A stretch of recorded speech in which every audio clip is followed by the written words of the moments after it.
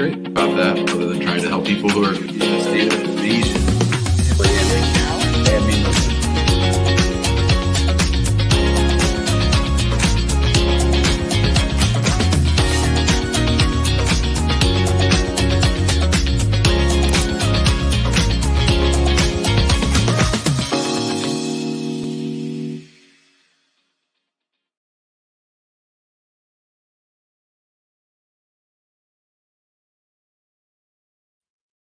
Welcome back to the Immigration Answer Show. My name is Jim Hacking. I'm an immigration lawyer practicing law throughout the United States, out of our offices in St. Louis, San Diego, and Washington, D.C. For those of you who've been here since the beginning, you know that's how I used to talk on my videos. Luckily, I don't talk like that on my videos anymore. I'm happy to be here with you, but I will tell you this, it's been a hard day, a hard weekend. I stayed in a really crummy hotel in Cape Girardeau, Missouri, and it triggered my allergies, and I've just been full of phlegm and grossness. It was such a nasty place. It really bummed me out, and I'm not feeling too well. Made me feel ill, made Nor feel ill. Just a gross, gross place. So I broke my cardinal rule, which is to stay at a Marriott. This is why I always stay at a Marriott. How's everybody doing? Oh, look at this.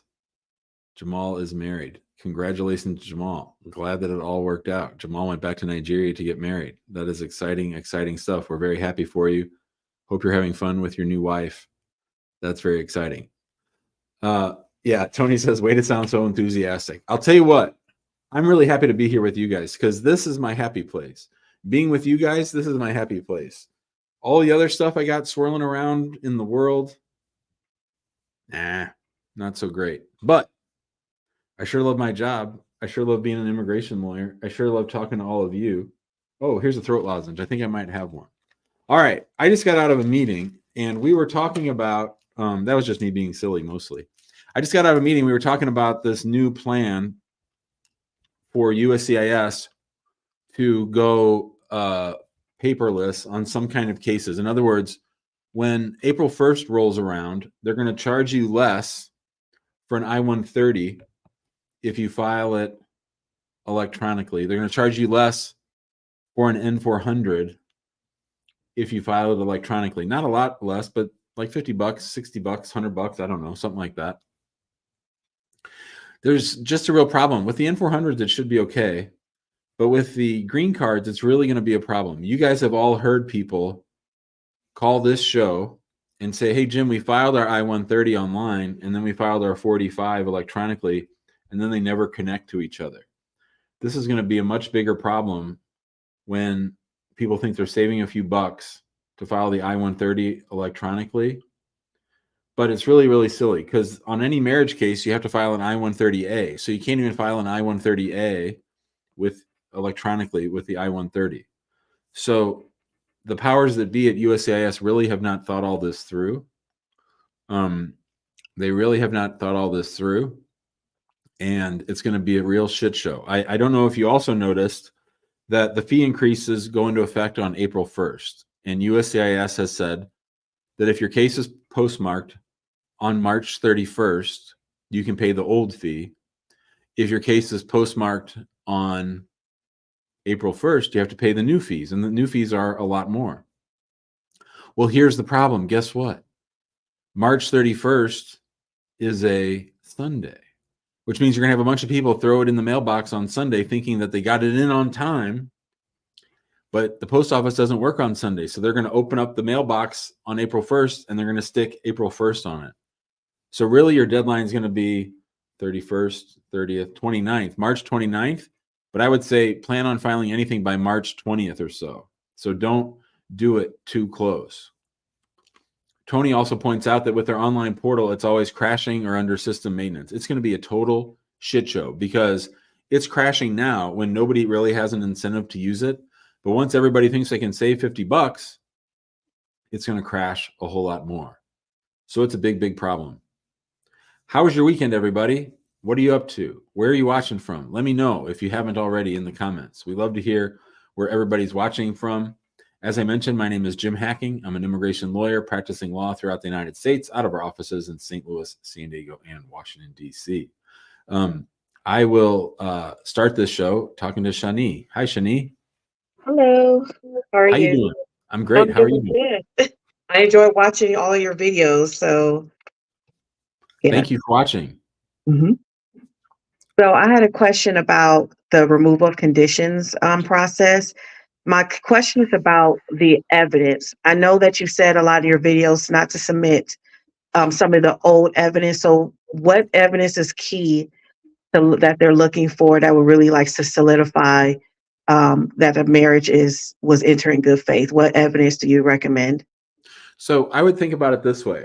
USCIS sort of understands that when you first get married, you might not have a lot of stuff, but that once the person has their green card, that should really make joining the lives together a whole lot easier because they have a social security number. There should be joint bank accounts that are actively being used. I think that's really important. I think insurance is an easy way to show shared life. I think that any kind of work documentation about my spouse, listing me as next of kin or emergency contact, all that stuff. I think you just want to be creative. And then to me, what I'm doing is if I get my 2-year green card, let's say I get my 2-year green card on January 15th, 2024, I'm going to have a box, just an old paper box, and I'm going to throw mail in there. I'm going to throw all kinds of stuff in there just for the next 2 years, right? So that you're not just scrambling at the end of the day. Any trips you took together. One thing that they really like are major purchases. So if you bought a refrigerator together, anything like that, or if you can show that, that you guys have a joint account at Sam's Club or Costco or something like that. I mean, anything you can do that shows both your names at the same address, that's the most important thing. And of course, children are really good. Family stuff, anything family related where, you can send in new pictures of you with people that are in your family that know that you're married and can attest to that. That's stuff you could do. Affidavits or statements explaining the relationship, but I think that's usually not very important. Okay. Yeah, I think that's the only question that I had, Jim. Thanks for coming on. Thank you. See ya. All right. Abby's wondering what I think about the immigration bill in Congress right now. I don't think it's going to pass. I think the hard-nosed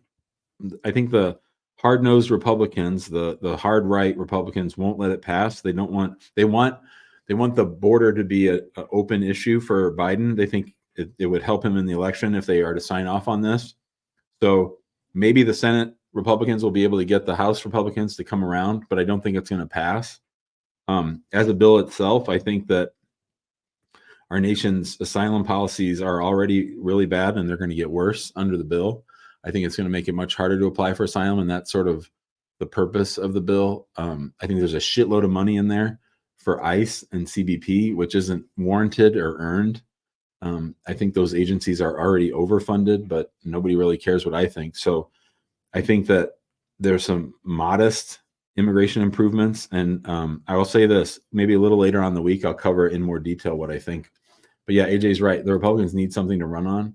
And I think that's every time the Republicans run for office, they have to have some non-white Christian group to run against, whether it's gays, like when I was a kid, or the moral majority, or transgender kids, or Arabs, or Muslims, or they're always finding someone to vilify. They want to burn books, they want to turn back the clock to 1950 when America was great, and that's sort of what they're after. So I think you got to keep that in mind as something that they're always looking for, a boogeyman to scare you into voting for them.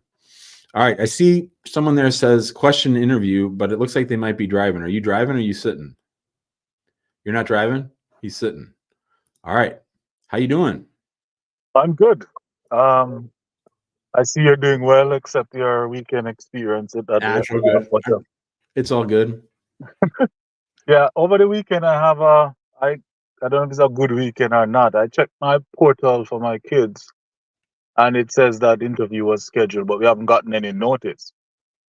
So I called that 1-800 number, and man, that thing is a pain in the neck. Yeah. I mean, it reminds me of the days when you have secretary, you go to see your boss, and you can't see him because, they ask you 50 questions and then tell you, sorry, come back tomorrow. So I call about 20 times and get through. I don't know how I got past it that one time. So the guy told me, give me a hard time, lots of questions. But anyway, he told me the date of the interview and the location. So I'm trying to figure out. They said they'll send me an email, but then with the notice. But then I got an email shortly after saying I'm not qualified to get the information that I request. So I don't know if that's because I don't know why that is the case, but I provided everything. So my question to you is, what would you advise in this case where you get the information with the location and time? Would you show up without the notice? Would that Always. So okay? let's back up. What kind of a case is this, and who filed it? Uh, green card holder for kids under 21. And is there a priority date current for final action date? Yeah, it was current when we filed it, and it's not current now, but that doesn't apply. It's current. It And was current when we filed. how did the green card holder get their green card? Through kids, through a kid. Okay, and the kids who are being sponsored now, are they in status? Yes, Okay, and how far out is that interview? it's supposed to be next week. I think Wednesday or Thursday. Thursday, 14th. I think. Yeah. How did you come to know that there might be an interview? Do you got an But alert and then you called? I usually check the portal, but when they ask for the medical, they're like, well, we're trying to make a decision, but we can't guarantee any fast turnaround. So I keep checking it every week. Then I got Yeah. tired, then didn't check it for like 2 or so weeks. And then over the weekend, I checked it and saw it. And I'm like, whoa. But I changed my address I changed the address of both of them using the AR11. And I tried it, and I changed my address at the post office to forward it to my new address. And it turns out that I discovered, well, one of the person at the post office said they don't forward those mails. I didn't know that. I don't even know if that's true anyway. Yeah, 'Cause they that do. doesn't make sense. They Okay, do. so I didn't think that make much sense, but can't find the receipt. No post office know where it is. And so that's when I decided to call them, and the guy is like, okay, well, this is when the interview is going to be. This is the time. So I just want to figure out, well, should I go? The Or should I? problem's going to be that the security guards might not let you in if you don't have a copy of the letter. Yeah, that was my concern, but I noticed when we went to do biometrics, there was literally nobody there. They just asked you, but this probably is different. This is probably going to be in a more secure Yeah. controlled environment. But you said earlier that you do have receipt notices for their cases, right? Yep. Yeah. And did they get biometrics notices, those kids? Yeah, they get it, and they took from last August or so. So what I would do is I would bring those with you when you go. I mean, I would keep trying to find out how you can get an electronic copy of that notice. Say it's not in my portal. I know it's a pain in the butt on the system. Which field office is this? I think it's Birmingham. Montgomery, sorry. Montgomery. When you log into the portal, you can't see the notice itself. Nope, it's not there. Otherwise, I would not even bother call or care about the paper. Right.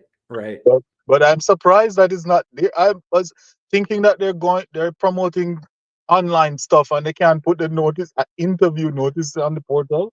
Okay. I don't understand that. I have another possible plan for you. How far away is the field office from you? About 2 hours drive.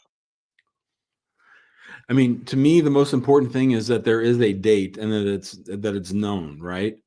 If you're telling me the interview is like in 3 weeks, what I would do if I were you? No, it's next week. Yeah, whatever. I would go tomorrow and try to tell them everything that's happening and say, I want to come back on my day. Kofi says it's under the documents tab. You looked under the documents tab? Yes, it's not there. Okay. Yeah, I would think about going there early and seeing if I can get a copy of it from USCIS in Birmingham and just lay it all out there for them. Okay. All right, let us know how it goes. Sorry you're going through all that. Man, it's stressful. All right, see ya. Thank you, Jim. Take care. Okay, bye.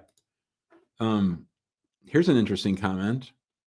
Maybe not show your face and don't ask Jim stupid questions like, should I find someone else to marry to get a green card? Just saying. Thoughts from viewing a previous show. I think I know what show Phoenix means. I think I know exactly what show. Pineapple Lemon's also 2 hours from Montgomery. I'm looking at the comments a little bit today. Maybe I'm sort of out of it. All right, we're going to go to Betty here in just a minute. Hello, Betty. Hello. How are you? Good. How are you? Great. What's up? Thank you. So I just had a question. So I got married. I came here on an F1 student visa.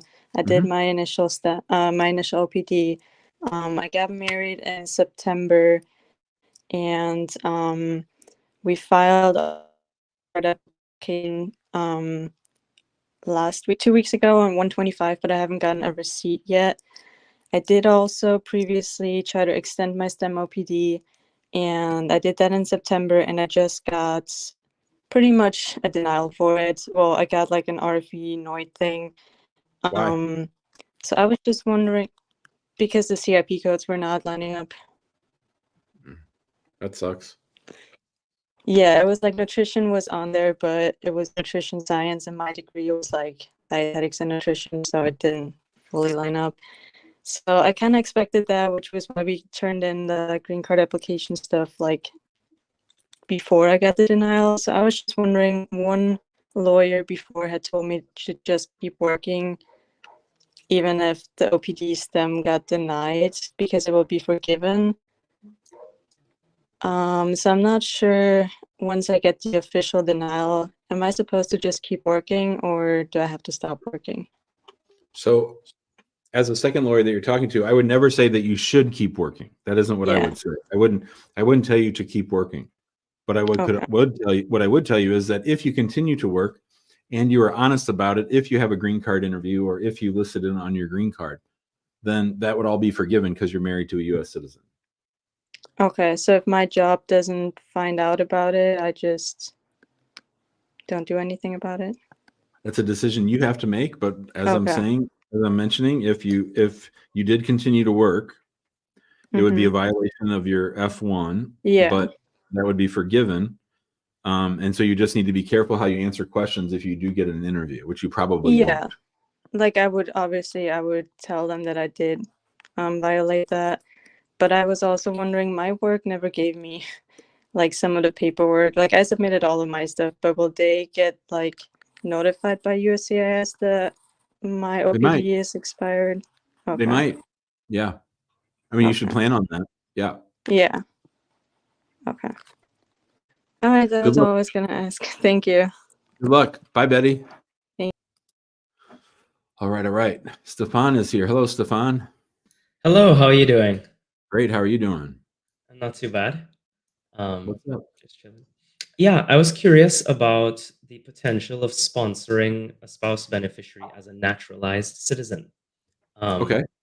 I was naturalized under the 5-year rule for a green card, but I originally got my green card via marriage, via adjustment of status. I had my condition successfully removed. Not too long after that, unfortunately, we ended up divorced. And then later on, I was able to naturalize. I've now naturalized 5-6 years ago. And I was just wondering if that would pose any problems for sponsoring another. Well, not sponsoring another. I was the spouse beneficiary in the past. Yeah. Yep. So I have a couple questions for you. Number one, so you said that the divorce was sort of soon after you got conditional. So walk me through the exact timeline. So you file the 751 jointly. It gets approved. You get your 10-year green card. And then where in there does somebody file for divorce? I can't remember when filing occurred, but about 9 months to a year later, we were divorced by then. And who filed for divorce? You or your did. spouse? You did. Okay. And if someone were to ask why did you get divorced, what would be the answer? The answer is that you don't get to find out. You don't get to choose when you find out very damning information about your spouse. And so you still have that damning information? It's all here. It was verbally admitted to me, right? Like it's not like the sort of thing that's in writing. Right? So what I'm saying is, if somebody asked you for proof of that, you wouldn't have any. Well, no. I mean, I'm not sure that I would. It's the sort of thing That's that okay. the person admits to. Okay, so for me, the $1 million questions on the case that you're just asking about. So just so you know, at our office we call it a pivot case because you got your green card from this person over here, then you pivoted, which means to turn to the other side of this case, and you're trying to give that status to another person. So to me, the biggest question on those kinds of cases is, did you know that person before you ever married this person? No, No. not at all. So this new relationship is an all new relationship. Correct. And what year did you Nats? 2018. Yeah, I think you're fine. I mean, you're going to have to be ready to talk about all of it. If I were you, the one thing I would do is I would do a FOIA, a Freedom of Information Act request on your own immigration file. So a G639 and just say all immigration documents, tell them you want all of it. I wouldn't slow down filing for your spouse, but it would be nice to have at some point just to see if spouse number one ever said any bad things about you. Do you think they did? No, I think that's unlikely. Okay. So I would do it anyway. It's free. It doesn't cost you anything. Just, maybe for peace of mind, and you might find some interesting things in there. Okay. But you're well past the time period where they sort of go back and look at the old marriage. So I think you should be fine. And I think it was smart. Well, you had to apply on the 5-year rule. Yeah, that's right. I had a kind of academic question in a sense, because I deal with so many students because I'm in the university. For F1 students, they come in with non-immigrant intent. Is there a time after their last entry that they have to wait in order to get married? Like I remember reading about a 90-day rule, or I was just wondering how that works. Anyone that enters the United States on a non-immigrant visa, visit visa, or a student visa, they should wait at least 60 days before applying for a before getting married or doing anything related to a marriage-based green card case. Mm-hmm. Okay, yeah, I was just curious about that because I see mixed messages online and I deal with a lot. Yeah, it's confusing because the State Department has a stated rule of 90 days, but they don't ever really enforce it. The whole shoot matches the 60-day rule that USCIS cares about. Okay. All right, that's good to know. Just out of curiosity. Bye, Stefan. Thanks for the call. Thank you so much. I appreciate it. Bye, buddy. Ahmed is here. Hello, Ahmed. How are you? I'm great. How are you? I'm doing great. Thank you. You remember my case, I believe. Thank you again for everything. Can you hear me well? I can. Okay. So I came in late 2014. I have 2 university degrees. I'm an orthodontist, so I have a dental degree and ortho degree. I applied when I came for TPS, then asylum, stayed legal, everything. And then in 2018, early 2019, I filed EB3 through my company. Passed the labor certification, passed the I-140, got approved the I-140, couple round of RFE. I'm originally from Syria, you remember. Couple round of RFE, another interview, couple round of RFE, too many letters to the senators in my district in Atlanta, Georgia, and no response from the USCIS. Now, my priority date is current now.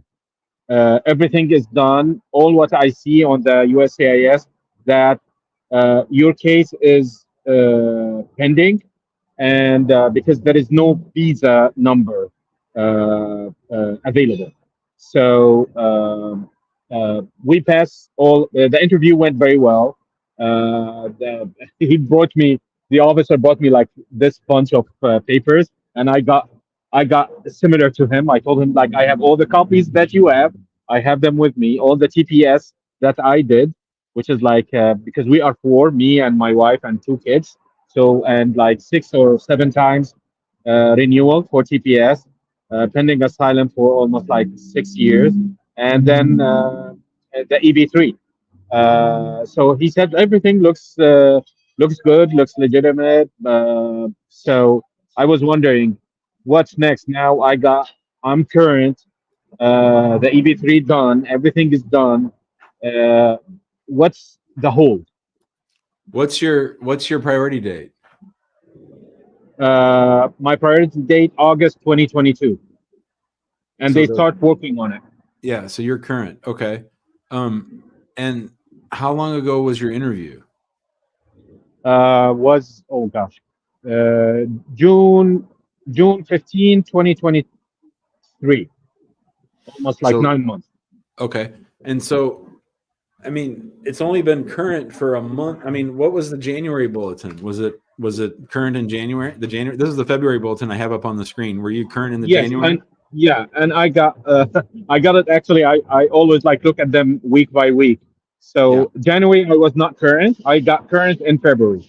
Yeah. So I think I would wait at least 90 days before I think about suing them or anything. They might drag it out because you're from Syria. They might, hopefully not, but I would think that you're gonna. I mean, I haven't really figured out what happens internally at USCIS when a case has been interviewed, but the priority date's not current. I don't know, like, do they set aside that green card for when it becomes current, or do they wait to go back and look at it till it becomes current? You know what I'm saying? So I don't know really, just because we're in such uncharted territory with things being so backlogged, I don't know the answer to that question I just raised. So I'd give them at least 90 days before I even worried about it. And what's the next step? If I waited like 90 days, what do Then you I'd think? sue them. I'd sue them. Sue them. Yeah. Okay. Cool. Perfect. Because I think I got everything like done, right? I think you're all lined up. Yep. You're on the Okay. runway. Cool. Thank Thanks, you. Ahmed. See you, buddy. I like that shirt he had on. That's my dad used to have a shirt like that. All right. Let's go to Joe. What's up, Joe? Hi, Jim. How are you? I'm great. How are you doing? Yeah, I'm good. Just a quick question. Last time I was talking to you about like I got my 10 years, but I wanted to know when I might be eligible to file for my naturalization. And if so, do you guys do it, and how much do you charge? Oh, for sure we do it. I mean, what's the start date on your green card? This resident since September 13, 2023. Okay. Residence since when? September of 2023. Oh, I think we lost Joe. On. Joe, you there? Yeah. So September of 2023 is and you got a 10-year green card? Yeah, that's true, VAWA. Okay, so you got it through VAWA. So that means you can apply after 3 years. So 24, 25, 26. And you can apply 3 months early. So you can apply in June of 2026. Oh, June. Okay. All But right. if I contact your office, how much do you charge? Well, right now we charge, I think $4,200, but by then we'll charge more. Okay, no problem. Thanks, Joe. Yeah, but right now, one quick question. Right now, I'm moving to a different apartment. Is it necessary to change my address with Yeah. them? Yeah, you should. The AR11, just do it online. Oh, okay. Thank you. I appreciate it. Bye, buddy. Bye. All right. S. Naz is here. Hello, S. Naz. Hey, Jim, give me 1 second. Let me just get this paper. Okay, sure. Okay, so I'm gonna read your scenario because I'm not versed in anything immigration. It's just for a friend. All right.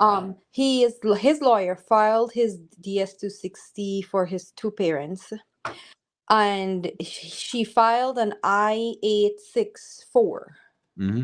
which he is saying even if you file a zero tax return, you still have to file that as the initial petitioner. So the question is, he lives with his boyfriend under the same address, under the same roof, and she added in there his boyfriend income on the initial or the first I-864. Was that a smart move or was that dumb? Because he's I don't not know. sure that was right. They live together? Yes, they're not married though. Yeah, so that's a good question. I don't know that it's dumb. I don't know the answer to that question. I mean, for us, it's usually immediate family members. I don't know that you can just no. I in order to keep it clean, if they want to have the boyfriend be the co-sponsor, then I would have a $0 I-864 for all 3 years for the main petitioner, and then I'd have the co-sponsor fill out a separate 864. And that's the A64A, correct? Say the 864A, is that what you said? Yes. Yeah, as a household member. Yep. But the question is, the only reason I think he needs a co-sponsor because only 1 year on his tax return he fall below the poverty line, but the rest of years going forward he is well above. Well above or well above? Let's just say one was 49 and one was 59. And they're a single person who don't file anyone else as dependents? They don't have any dependents. They're always filing taxes single. Yes. Was the bad year 3 years ago, or was it the middle year or the most It recent was year? 2021. So the oldest year. Yes. But now they've submitted a I-864 that includes the boyfriend's income on that I-864, right? Yes. So I think they're going to get an RFE. I think they're going to, USCIS is going to be confused, and now he's definitely going to need a co-sponsor. So in the initial process, he should have just done the I-864 by himself without his boyfriend's help. That's what I believe. Okay, and if he needs a co-sponsor, they would send a message for him? Oh, yeah, they'll send in a request for evidence. Okay, and in the request of evidence, they'll say what they're looking for. Well, sort of they do. They say that they do, but sometimes it's a bit confusing. But basically, they'll just say, you need a co-sponsor, get us all their stuff. Okay, no problem. And the next question was with the DS-260 because his lawyer did two separate, one for his mom too. But one of the question was puzzling, and she said no on it was, does the immigrant have any intention of moving here within 6 months? And it was a yes or no question, and she said no. I don't have the paper in front of me. I'm not sure about it, so it's just a question on a paper I'm reading for you. On the DS-260? Yeah. But doesn't she intend to move here? She intends to move here, but it's something about within 6 months. It's saying. That seems strange. I haven't filled out a DS-260 in a really long time, but I don't remember that being a question on there. Okay, no problem. If he has any more question, I'll just try to log on back with you. I appreciate the answer. Thank you so much. Have a good day. You too. Bye-bye. All right. Let's go to Martha. Hi, Martha. Hi, Jim. Thank you for answering my call. Sure. So my question is, well, I'm a U.S. citizen, and I petitioned my parents back in 2022, and my dad, he already had an approval for I-245, and he got his green card last year. Now they're trying to deny my mother. I got in the mail a denial letter for her saying that she's not going to be beneficiary. So they're trying to deny her. So you have a dad who had a prior application filed for him, which you're using for 245I back in the day, but mom wasn't on that application? Yes, she was. She was on that original 245I? Yes, ma'am. Yes, sir. So you think USCIS made a mistake? I think so. So they sent me a possible denial letter saying that they need more evidence. Can you send that to me? I can. Yeah, I'd like to. Can you show? So dad's been approved, and she got a notice of intent to deny, right? Yes. When's the response due to the notice of intent to deny? February the 19th. Okay, yeah, send it over to me. I'll take a look. I'll let you know tomorrow what I think. Okay. Well, we do have a lawyer working on the case. Okay. But I really don't know what she sent over because she supposedly already sent something over to USCIS, which is in the Houston office, because the Houston office is the one that's trying to deny the case. Yeah. So, she sent it in response to the NOID, or she sent it before the NOID? She sent it after the NOID. Okay. Well, I mean, whatever you want to do. If you want me to look at it, I'm happy to give my thoughts. Otherwise, we can just wait and see what happens. Okay. No, the I-245 that they originally filed, it was through employment, but they were married at the time, and they're still married. I mean, she already has her work permit, and she already has his Social Security. Well, I'd be interested to see it. Let me know. Thanks, Martha. Okay, thank you. See ya. All right. Guess who's here? Shabazz is here. Hi, Jim. Good afternoon, Jim. How are you doing, Jim? Where are you, buddy? I'm sitting at my friend's shop, this car shop, you know. Awesome. What's up? What can I help you with? Yeah, Jim. Actually, I will tell you what's going on. How was your weekend? I thought there is something. It's all right. Yeah, it's all right. Actually, Jim, me and my wife, we filed together our taxes and tax, and with the joint, we make the income. It was like 35,000. So I talked to my attorney. He told me that it's enough. They will consider your income and her income because my wife from November 5 she's not working. She left the job and she's looking for another job. So my attorney he sent the joint sponsor for me and my wife. So total income it was like 35,000. So what do you think? It's okay. It's enough. It will work. No, it won't work. It will not work. It will not work. But Jim, I have another friend. He was having the same situation here in Houston. He Yeah. got his green card last year, but Okay. they consider both incomes. Okay. Yeah. I'm just telling you, in my experience, after having done hundreds and thousands of cases, 99 times out of 100, you're going to need a co-sponsor. Why not just get a co-sponsor? Jim, but on my RFE, they mentioned that we need a joint sponsor or your income should be like this, your both income. But they mention on RFE. I'm just telling you, brother, in my experience, that thing could be headed to a denial if you don't give them a co-sponsor. But They don't, Jim, they to be don't honest, consider they don't consider the income of the beneficiary. They don't. They don't consider the income of beneficiary, but it happened to one of my friend. And there's another okay, so write a letter to USCIS and tell them you approved my friend's case, so you should approve mine. We'll see how that goes. Here's the thing.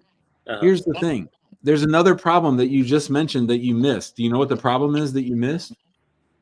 Yeah, what? You said that your wife lost her job in November. Yeah. So one of the requirements to be a joint sponsor is you have to show proof of current employment. If she's not employed, she can't be your sponsor, and you definitely need a co-sponsor. But Jim, we tried a lot. I have some friends here. I took their joint sponsor, but they are in the loss. They can't help me. Let's remember how long, my friend, how long have you been waiting for? How long have you been waiting for your green card? 2 years. Therefore, yesterday my marriage is going to complete 2 years. So you get the 10-year green card. Yeah. Yeah. We had someone volunteer to be your co-sponsor. Did you follow up with him? Nobody contact me. I email you. I text you. Nobody email me. Nobody contact me. Okay. All right. Huli, do we have the contact information of the co-sponsor? No, we only have yours. The co-sponsor never reached back out to us. Yeah. I see. I told you, Jim. The people they are saying something, and another next day they disappeared. Come on, man. Yeah, I don't know. But Jim, okay. Yeah, tell me. Sorry. What about this friend that owns the car shop? He was in the loss. He also got his green card last year, and he was in. I saw my friend's tax return, but he was in the loss. tax return. But I saw his tax return. He was also in the loss. Yeah. Well, that's a whole other thing because sometimes people have a really hard time sponsoring someone because they make all their money with cash and they don't have income on their taxes. That's a whole other. I did a whole video on that, but Shabazz, I don't know what to tell you. I'm just telling you that I think that case is headed towards a notice of intent to deny or outright denial, and then you're starting all over and you lose that filing fee. But Jim, it was mentioned on the RFE that you send us. My attorney told me he asked me that how much you are earning per annually. Then I told him I am earning this one. Then I asked him my income. It will work. It will come. It's okay. He said yes. Okay. All right. Well, you let me know how that goes. Call me back and let me know what happens. Okay. And Jim, one more thing. Actually, my wife, she's saying to me that why do you need the green card? You have the work permit. Why do you need the green Oh card? no. Yeah. And I told her, what? Why? What? So what I have to do? She told me, why do you need the green card? Do you have already work permit? So in this situation, what are my options? What are my choices? What I can do? I just hate to say it. You just need a co-sponsor, brother. I would literally go to the mosque and ask the people on the Majlis Ashura who can help me find a co-sponsor. I would. That's what I would do. If you can please find a co-sponsor, please let me know. But my attorney is very confident. He told me that if you can't arrange the joint sponsor, that your income should be like this, you and your wife income. All right. Well, I will love it. I will love it if you call me up and tell me I was wrong. That would be great. But I think I'm right. Okay, but Jim, what is my option and choices? My wife is saying, why you need a green card? Well, the work permit is all temporary. If you don't get the green card, the work card's going to run out. Yeah. But what is my option? Suppose if she's saying that, what are my option and what are my choices? If she's saying that, why do you need the green card? I told her, why? What? After 2 years, you are saying me like this? I don't know what to tell you about that, brother. I just know you need the green card because that's going to be. Yeah. I will let you know what is going to happen. But Jim, what do you think in how many days they will take to process it now? Oh, well, that delayed it 2 months, so that's for sure. They will take 2 months? At least. But in RFE, they reply me in 3 weeks. All right, we'll see. Let me know. Oh, I will let you know. Thank you so much. Have a good day. Shabazz. Yeah, buddy. Well, Shabazz is in a good mood, but he really needs that co-sponsor. Oh my god. Oh my gosh. All right, Cynthia's here. Hello, Cynthia. Hi, sweetie. I have a boyfriend who's got a work permit, but we need to know what he needs to do to get his green card, residency, and citizenship. Well, how do you get a work permit? Come here. Come here. Hi. Hi. I got the This is Hector. Hi, Hector. Hi. I got the work permit through the Dreamers. Yeah. And I wanted to. Okay. Is your DACA still current? You're still under DACA? Yes, and yes. Have you ever gotten advanced parole? Like, what is that? Parole. For what? Advanced parole lets him leave the United States and come back, and then he has a valid entry. Did you enter as a kid, as a minor? Yes. Yes. Did you get inspected when you entered, or did you just come across the border? No, I didn't get inspected. Okay. So there's a great way for you to get your green card, but you probably need to call me. It's sort of complicated, but basically you're going to apply for advanced parole under DACA. You're going to go back to your home country, and then you're going to come back. I mean, this is assuming you guys get married. So if you guys got married, that just being the boyfriend, Hector being Cynthia's boyfriend doesn't do much. If Hector and Cynthia are married, then Cynthia can file for you. And if you go overseas and come back, then you've got valid statuses so that you can get a green card without having to do a waiver. Well, can we do this without getting married? You can't do anything for him if you're not married. So None of these things can happen without me being married to him. No, he can go overseas. He can go overseas and get his valid entry, but that doesn't do him any good. It doesn't get him on a path. The only thing that gets a path is if he's married to a U.S. citizen and she or he file an I-130 petition for him and prove that it's a valid marriage. Well, what about sponsorship? What do you mean sponsorship? Well, they say you can either adopt. Well, he's a little old to adopt, or sponsor. Besides getting married. No, honey, that's not going to work. It's either marriage or broke. I'm not understanding that. It's either marriage or what? There's no such thing as general sponsorship. I can't just pick somebody off the street and say, hey, I want this person to get a green card because I like them and because I'm going to be their sponsor. That's not how it works. The only people who can sponsor him are family members. And for him, it'd be an immediate relative. It'd be a spouse. I see. Okay, here. So I got a cousin. He's a citizen. Can he sponsor me? Or? No, cousins can't sponsor each other. Oh, cousins. Well, you said family member. What family member are you talking about then? Spouse. Period. Yes, sister. Period. That's all he's got. Okay. Yeah. I was trying to before I was trying to apply. You know, I got divorced from my ex-wife, Yeah. but it wasn't enough time. I guess I don't know if it still works or. Did she file a petition for you? She did, but like I said, we got divorced and So you never got the green card from her. no. So that's as if it never happened. Okay. Okay, bro. All right. All right. Thank you so Okay. much. See ya. Thank All right. Yeah. There's this a lot of people walking around thinking there's a line to get into or a fee to pay or a form to fill out where you just can sponsor someone else. That would be great if that worked, but that's not how it works in America, unfortunately. All right. Juan People is here. Hello, Juan People. Hey Jim, thanks for picking my call. Sure, buddy. How you doing? I'm doing great. How about yourself? I'm well, thank you.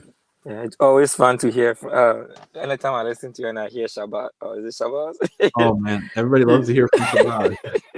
He needs his own show, I think. Right. Hey, thank you. And then, hey, so guess what? I was going through my YouTube as usual, and then I saw this lady. She always, I think she's from Uganda. So, Okay. what's her name? Oh, the lady on your, she usually come to your show. I didn't know she have a YouTube channel. She really inspired me a lot. Like, Oh, good. yeah. You always call her name. Oh, that's your favorite one. I'm trying to get a name. Was it Akua? No, she's from Nigeria. I don't know who's from Uganda. Is it Rwanda? She have anyways. Oh, you mean Fatuma? Fatuma. Oh yeah, Fatuma. Yeah, for sure. Okay, yeah, Fatuma's the best. Yeah. So I was like, wow, I know this lady. I will see her on James show. I really love her YouTube channel. Like, Oh, I didn't know anyway. she has a YouTube. I didn't know she has her own YouTube channel. Yeah, she have a YouTube channel. She inspire people and What? She talks about her life story and things. Oh, it was. Hey, when we get off the call, can you put a link to her channel in the comments? Yeah, I will look for it and see if it can. Oh, I'd love to watch it. Yeah, for sure. Yeah. Anyways, thank you. I think I've been on this show. This is my third time on this show, and I think I've explained most. I don't know if you still remember my story, but anyway, I'll give you a little background. Okay. So, I came here 2018, December 3rd, 2018, and then 2020, I was supposed to file removal of condition because I came with my wife filed for me, and I came here and it was 2 years green card. Uh-huh. And so on 2020, I was supposed to file 90 days before the 2020. I should have filed removal of condition, which is the 751, and I filed a wrong document due to the USCIS. I called them and they said, "Hey, you need to file this," and not knowing it was a wrong. The it was a I-90? wrong. Right. They said I should file 4851, something like that. 485. Yeah, I-485. I think adjustment of status or something like that. Yeah. And I did everything and like that. I didn't know, and I did everything. I sent it to, and then I went in interview, and then they said, "Oh, you don't Yeah, need I this." remember. Yeah, I remember. Yeah. So just January, just this January last month, 20. So I did. So I came home and then I filed everything, and 2 years was January 26 was just 2 years I filed, and I think I called you before that, and he said I can go ahead and apply for citizenship. So I did apply the citizenship. I think on the 27th of December last year. 27th of December last year. And so in about 3 or 4 days, they reached out to me and say they sent me an email talking about my fingerprint and everything is already in the system, so I don't need to show up for fingerprint or anything. And then on 25th of last month, they sent me a mail talking about my interview has been scheduled on the 7th of March. Okay. So my question is, are they going to approve my 751? And then well, you have to be ready for anything. So you need to go there ready to talk about the 751. You need to be ready to explain what happened. I would bring your spouse to the interview, all that stuff. I think it's all important. You should bring some updated marital evidence because the 751 file might be with your N400. It might not. They might say, I'm going to do what probably is going to happen is they're going to say, I'm going to conduct your N400 interview, but I can't approve it until we get the 751 file. For some reason, they don't go together. And so I think that you got to be ready for anything, ready for an interview on both, ready for an interview just on the N400. Make sure your spouse comes and make sure you bring out updated evidence.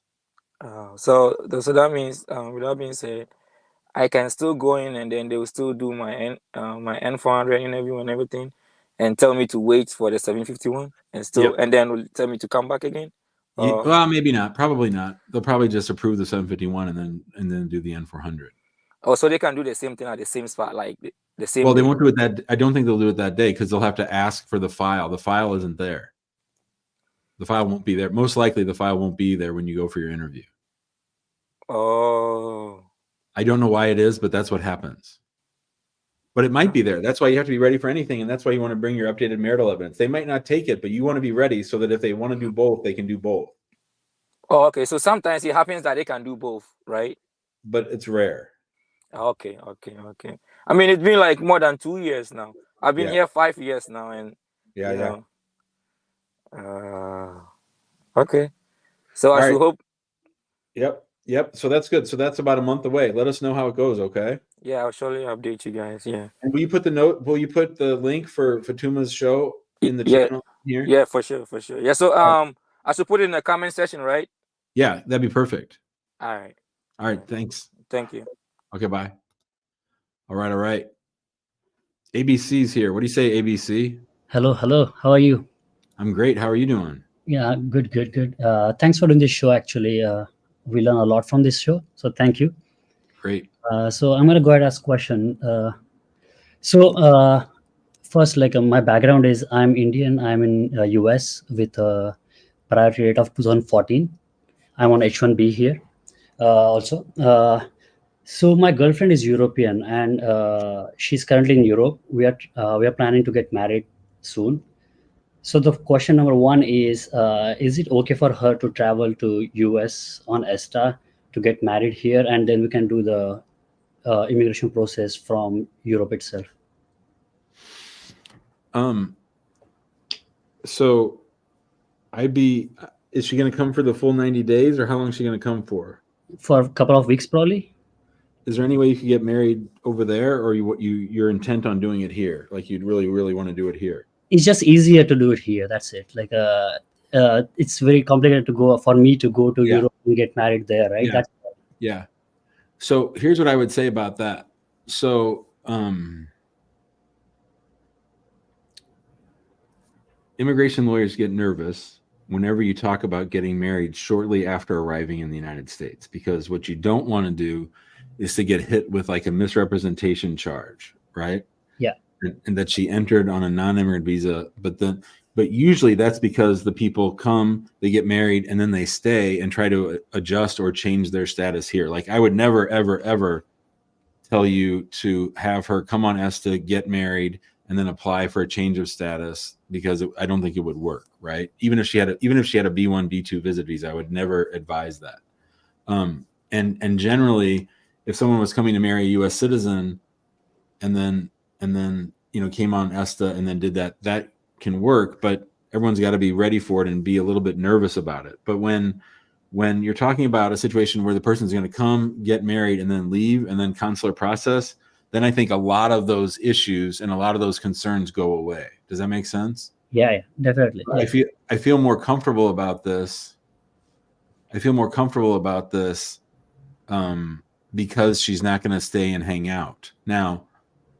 So the plan is she'll leave after getting married, and then she'll go back home, and then you're going to file, or she's going to file a DS-160 as the spouse of an H-1B holder to get herself an H-4 and come back. So that was a second question. So because I have the green card process going and the H-1B, what would be the easier option for her to come here? And there is no rush. We don't want to be immediately coming, so we're gonna wait for 90 days and do it after 90 days because that's the way to do it. Yeah. So, what would be the better option, to go towards? So there is a concept called follow to join, but given the fact that how far out is your